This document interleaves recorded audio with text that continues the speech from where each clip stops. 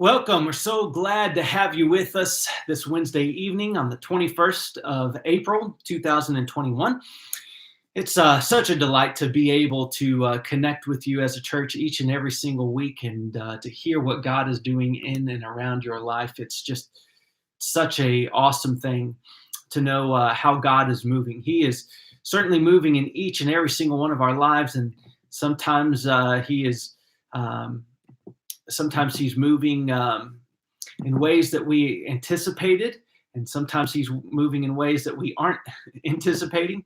But it's such a great feeling to know that God is moving in our life.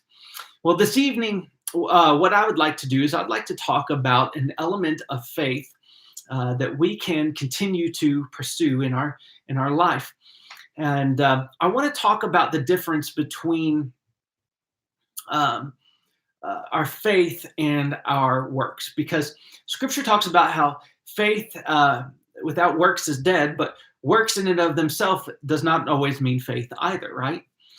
Now, all of us have faith. Each and every single one of us does. And when it comes to life, all of us want to come out on top, right? We all want to succeed. We all want to be successful parents. So we want to have a successful marriage. We want to be successful in our jobs. We want to beat our competition, right? We want our teams to win in whatever sports we play. We watch uh, people who are cheer them on because we want to see them succeed. In every stage of life, there's a desire that we have to succeed, and it drives us. And here's the reason why. Life requires faith. To succeed, it requires us believing for something that has not yet happened. So we have faith that a relationship will come through, faith that our car will start, faith that we can make it another day. And by faith, we succeed in life because we pursue something, right? So today what I want to do is I want to take a moment to walk through and talk about the faith of a promiscuous woman who had faith that God would save her and her family. Now, this has been one of those weeks for me that I've just remembered how much of a failure I've been in the past. I have had such a huge failure in so many different areas that I've been working through that I've just kind of thought through other failures that I've had. I don't know if you've ever done that before. You've messed up and then it reminded you of another time you've messed up and it reminded you of another time. Well, I've kind of had that this week for me. And I remember some of my failures, some of which I'm not very proud of, but I'm going to share. I remember in the first church that I worked at, a new lady who was a member of the church was coming on staff. And it was her first day. She was so excited. She couldn't wait to minister. And I did something bad.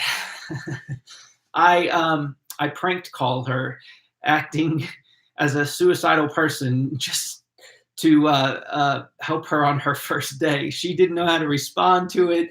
And I was new in ministry. I didn't know that wasn't probably the best idea. And so I remember pranking this lady on her first day of work. And it was fun after it was all said and done. She laughed, and I realized that it had the potential to scar her. But I remember hearing stories even as a young child. I remember one day I ran out of the house in New York when we lived in New York. I ran out of the house as a little 2-year-old, or maybe just barely, not quite 2 yet. I don't know what my exact age was, but I ran out without no clothes on. And kind of a failure, right? I remember hearing the story of when I was a young boy, how my mother would hold me, and specifically my mom was holding me close, and I yanked my head back and hit her right in the eye and gave her a black eye. I failed, right? I failed there. And then also when I was young, I mixed my mom's flour and sugar together.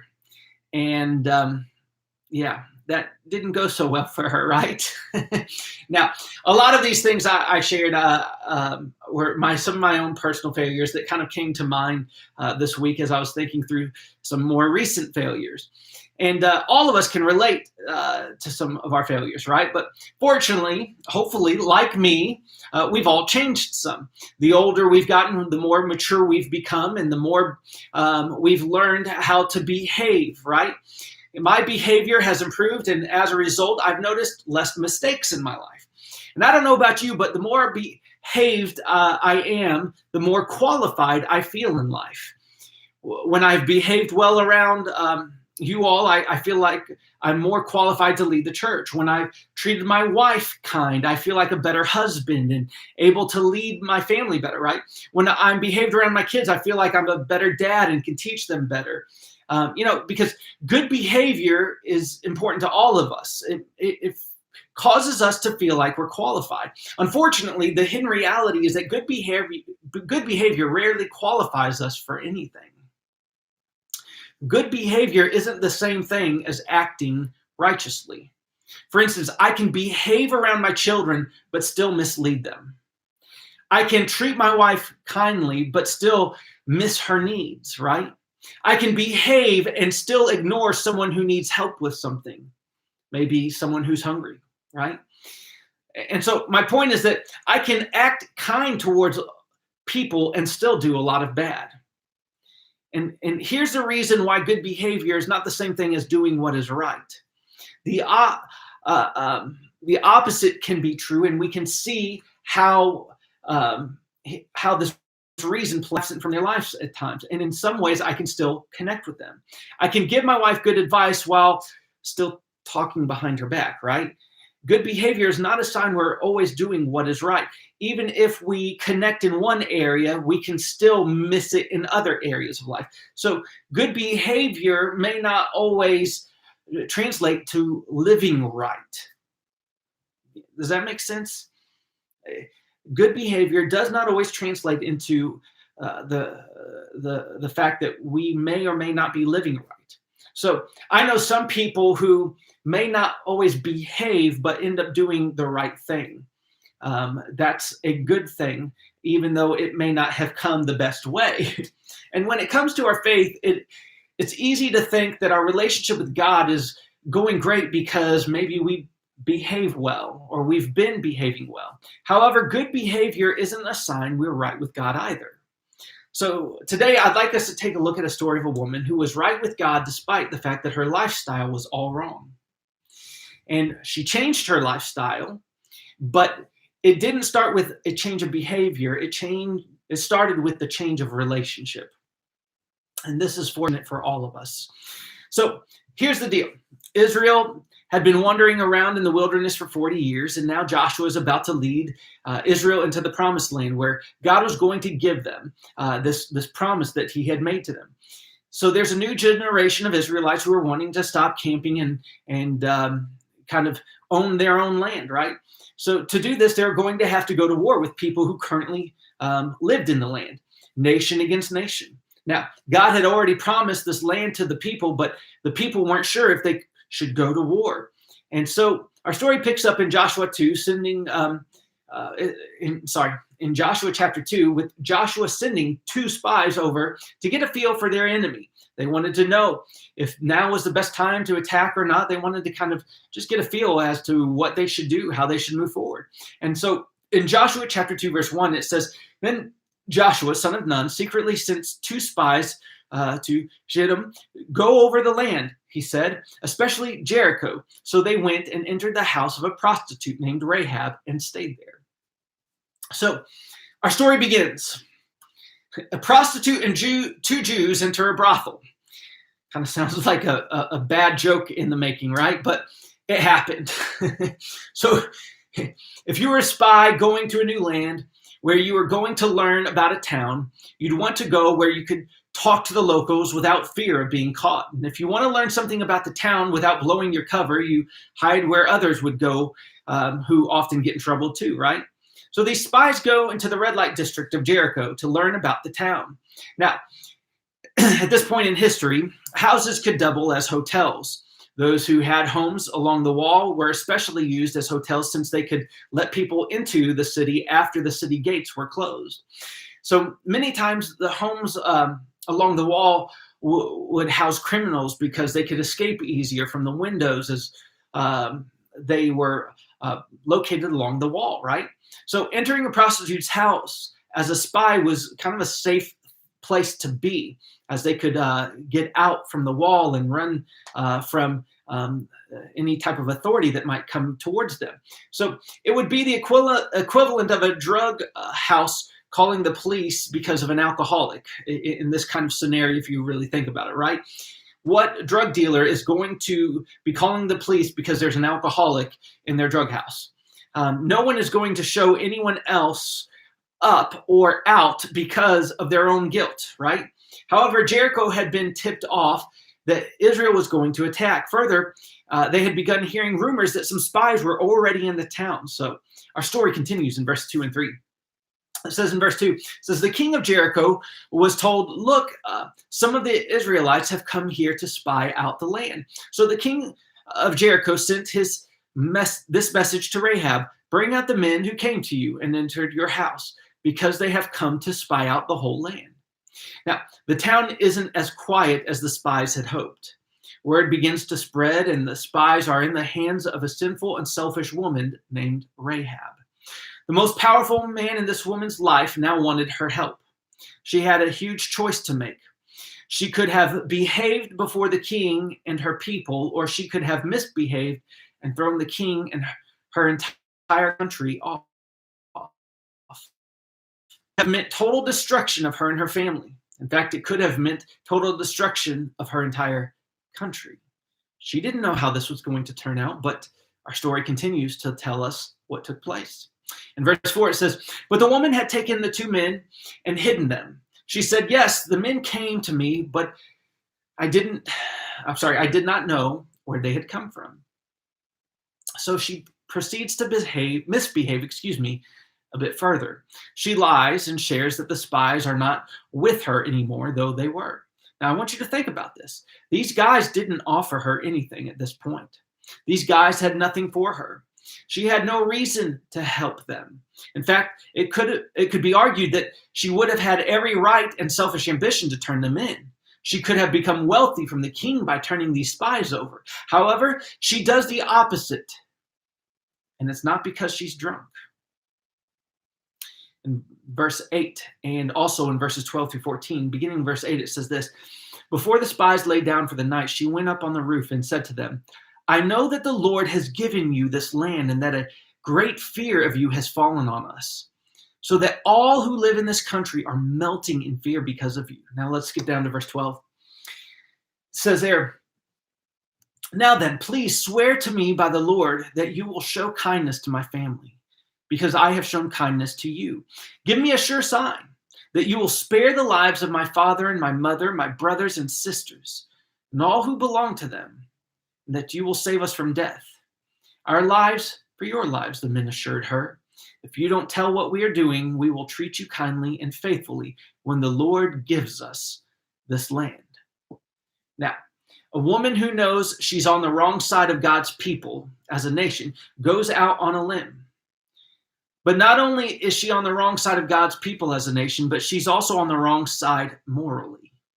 The illegal and immoral lifestyle this woman had was sure to have not only put her at odds with her own people, but definitely God and Israel, right? I mean, she was certainly not one who was well behaved. So the spies return home because of this prostitute, and Israel grows with confidence. They're prepared to take the land and go to war. So our story continues in chapter 6 and verse 25. It says, but Joshua spared Rahab the prostitute with her family and all who belonged to her, because she hid the men Joshua had spent to spy on Jericho. And she lives among the Israelites to this day. So we're fast forwarding a bit. They take over the land. Now, let's focus on Rahab again for a moment. Rahab was certainly not one who could be righteous with God, right? I mean, here's a woman so sinful that she couldn't be right with God by just simply saving some spies, could she? Here's a woman and a family who worked prostitution. Here's a woman and family who allowed all sorts of immoral activity around their house. Yet they were all spared. Now, let's let this sink in. It's one thing to spare someone who saved two men's lives, but it's another thing to welcome this misbehaving woman and her family into your land. Think about this. She lied to the king. She lied to her own people, sending them on a wild goose chase. Who's to say she wouldn't do the same thing to Israel when they're facing their enemies, right? Who's to say she wouldn't continue misbehaving, causing God's anger to come against them? See, there's only one reason to embrace such a person. There's only one reason to embrace an individual whose behavior was so immoral. And the reason can be summed up in one word: faith. Her faith, not her behavior, justified her before God and Israel. What she demonstrated with her faith was reason to offer grace. In fact, she's even praised by Israel thousands of years later. We see this in Hebrews chapter 11 and verse 31. It says, by faith, the prostitute Rahab, because she welcomed the spies, was not killed with those who were disobedient. Wow. By faith. By faith. Her faith in Israel's God justified her before God and the people. And the same is true for you and I. So to summarize it, it's by faith, not good behavior, that we are justified before God. So how does this apply to us? Well, God is not against people who have bad behavior. And God is not for people just because of good behavior. Now, I know you're thinking, well, man, this is sounding like God's not for or against anyone ever. It seems like God just doesn't care. That's not what I'm saying tonight, and I want you to hear me on this, but I want you to see what I'm talking about in a little bit further detail, and we can see this detail play out in Joshua chapter 5, verses 13 and 14. And it says this in verse 13, now when Joshua was near Jericho, he looked up and saw a man standing in front of him with a drawn sword in his hand. Joshua went up to him and asked, are you for us or for our enemies? In verse 14, here's a powerful statement. Neither, he replied. Wait, we're God's chosen people. Neither, he replied. So you're for them. We've sinned against God. Neither, he replied. But as commander of the army of the Lord, I have come now. Then Joshua fell face down to the ground in reverence and asked him, what message does my Lord have for his servant? So for those of you who may be watching this evening and maybe haven't given your life to Christ or are not sure what to think, those of you who don't follow Christ, I want you to understand that this is a powerful statement that is made right here. God isn't against somebody just because they have misbehaved. One misconception is that God is against people who misbehave. Now, I'm going to talk through this and kind of straighten some of this out, but just hear me. God isn't against those who misbehaved. He's against sin. Now, is all misbehavior sin? No. But nevertheless, I want to wrestle with this issue. As sinners, we can say that God is against us all. But why would he send his son to die for us if he were against us, right?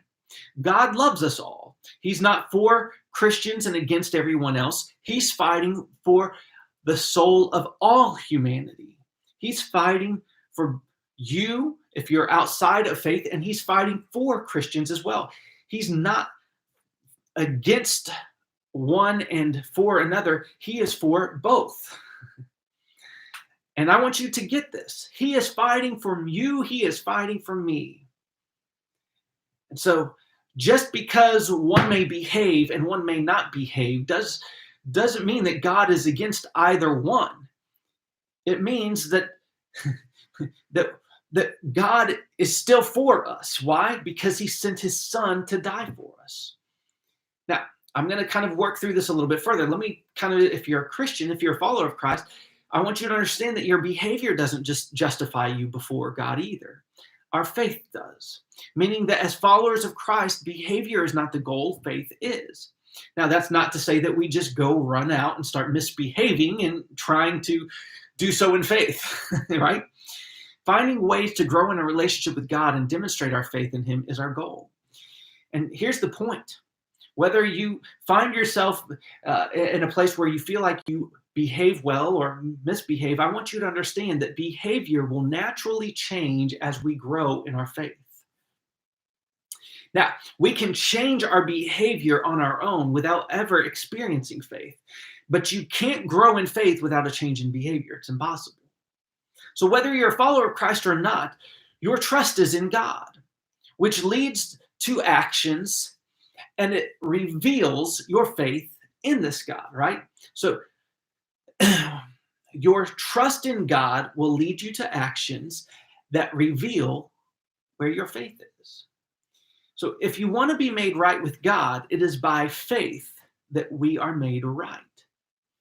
And if we are right with God, we will naturally want to change our behaviors so that we remain right in a relationship. Let me say it like this.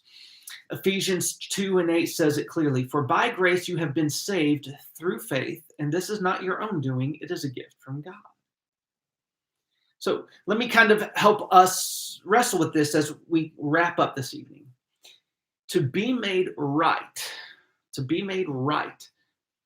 with somebody, we behave around that individual a certain way. Why? Because relationships have boundaries.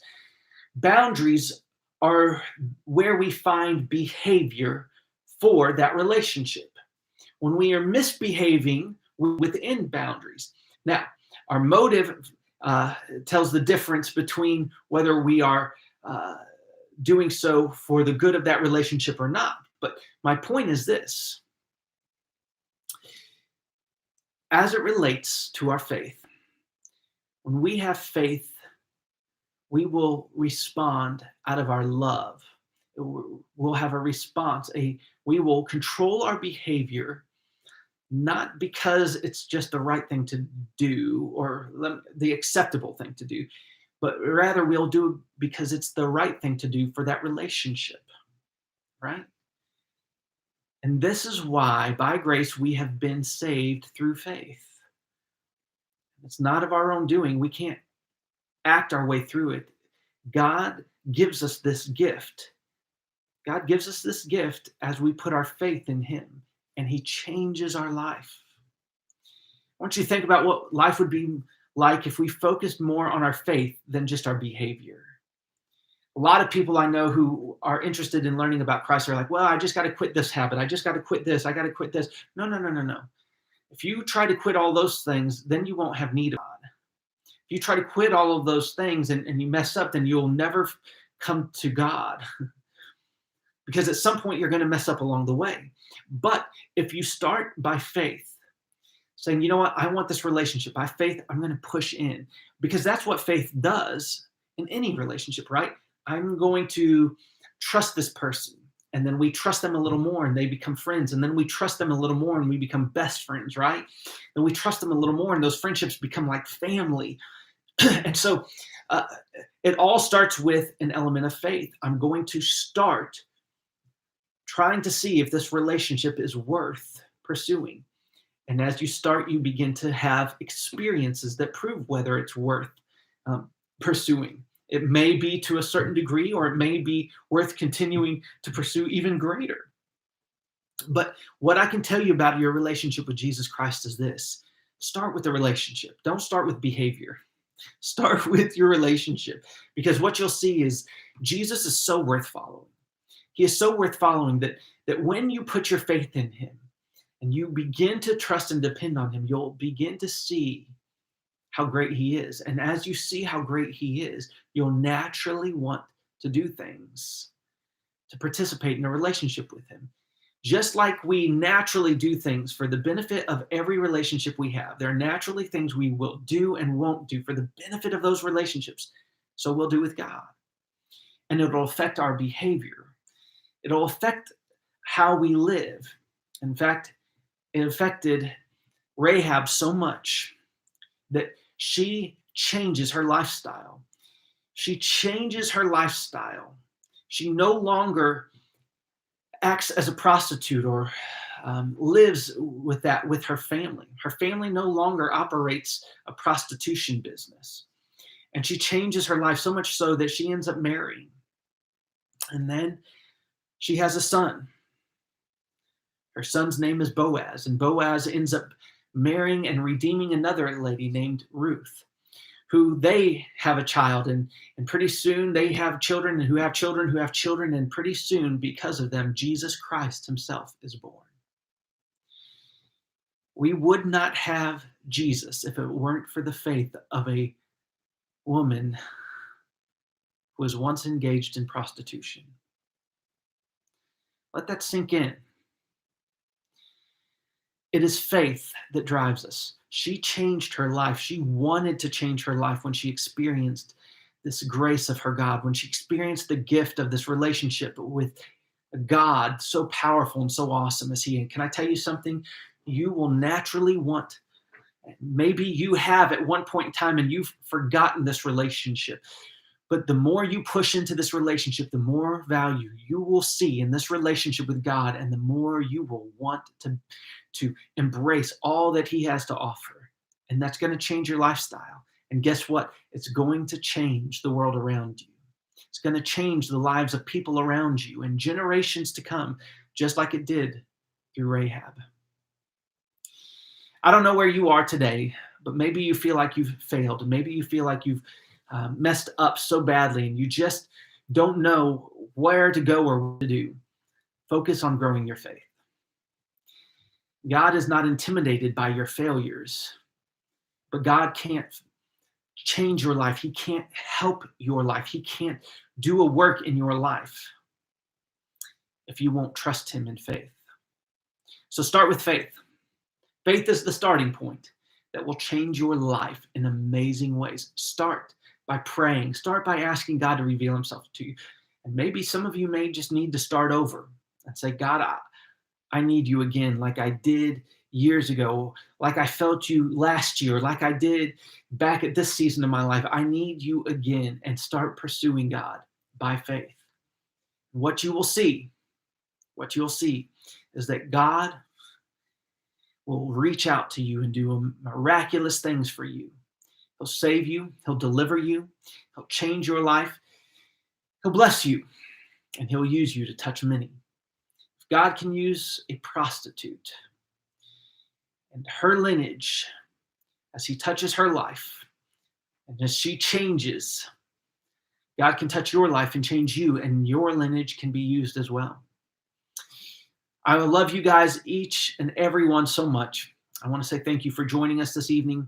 I want you to know I'm praying for you every single day as a church, and even for those who I realize are watching online who may not attend this church, may not have ever been here to this church. I just want to encourage you to know that I'm praying for you as well. We may not have ever met, but I'm praying and I'm asking God to bless everyone who watches this, both those who I know and those who I don't know. And I'm praying that God would lead you in your faith to know Him in a greater capacity. If you'd like to reach out, I'd love to hear from you. You can feel free to leave a comment, and you can email me, and we check those comments. We check the live chats, and if you'd like to leave a prayer request, leave it. We'd love to pray with you and connect with you. You can also email us. You can go to our channel, and when you find our channel, you'll see a link to our website, and you can reach us through our website. So feel free to reach out to us. You can call us, you can email us, and we'd be glad to help you connect. Finally, as we close this evening, I just wanted to just continue to challenge you as a church, and those of you who are watching. We're continuing to bless many in this community through our food pantry. We're continuing to bless many through the acts of community service that we provide. And I want to just invite you to continue to support this ministry as it is touching many people who are in need. We give food out at times, every week actually, but at times we give out other items such as diapers, Depends, or wheelchairs, canes. We've given out furniture. We've helped out in so many different ways to our community, providing tangible resources for folks to use who are in need. And we couldn't do it without you. And I want you to know this, that we could not do it without you. So if you are online and would like to give, we'd love to have you join us. Simply go to our church website. That's Oakdale COG, one word, Oakdale COG, OAKDALECOG.com. And you can find the link where you can donate there. Thank you all so much for joining us this evening. I hope you have a great week, and we'll see you Sunday. God bless you all.